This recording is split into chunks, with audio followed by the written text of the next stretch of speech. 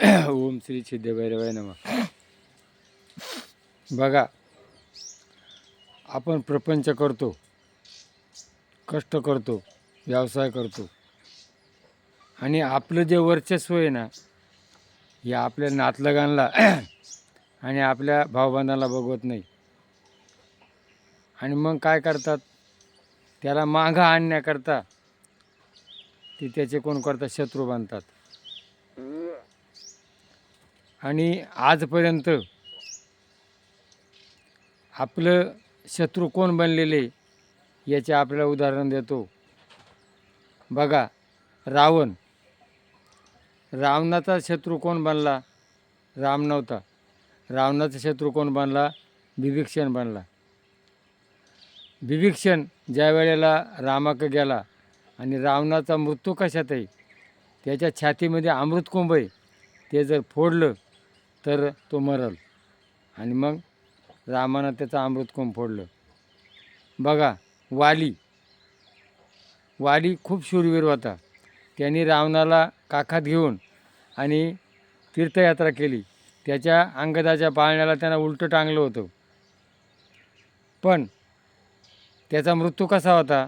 या सुग्रीवानं त्याला सांगितलं की हे झाडं ताटं आहेत, हे ताटं ज्या वेळेला एक बाणात तेवढं मारील, त्याच्या हाताने त्याचा मृत्यू होतो.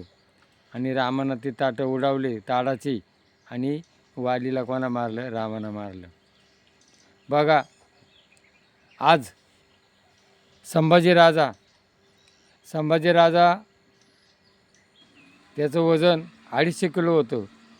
तो पहार वाकत होता. त्याने 250 लढाया केल्या होत्या.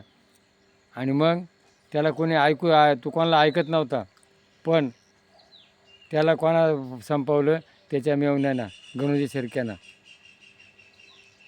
आजपर्यंत जेवढे इतिहास घडलेले, नातलग आणि भाऊबंद यांनी त्याचा नाश केलेला आहे. तरी कृपा करून आपले भाऊबंद, आपले नातलग याच्यापासून आपण सावध राहा, हे आपल्याला मला सांगायचं आहे. काय हे आज आपण जे करतो, आपले नातलग आपल्याशी गोड बोलतात, आपले भाऊबंद गोड बोलतात. म्हणून पूर्वी लोक भाऊबंदांना लग्नाचा बस्त्याला याला त्याला मानपान का देत होते? का हे जर घरी राहिले ना तर याचे नुकसान करतील, म्हणून ते त्यांना सांभाळत होते. म्हणून नातलगांपासून, भाऊबंदापासून सावध राहा. आज असे अनेक उदाहरणं आहे. तर हा मंत्र घ्या आणि भाऊबंद आणि मित्रपरिवार हे आपल्या नाशाला कारणीभूत होतात, याची दखल घ्या. हे पटलं असेल तर क्लिक करा. जय भैरवनाथ.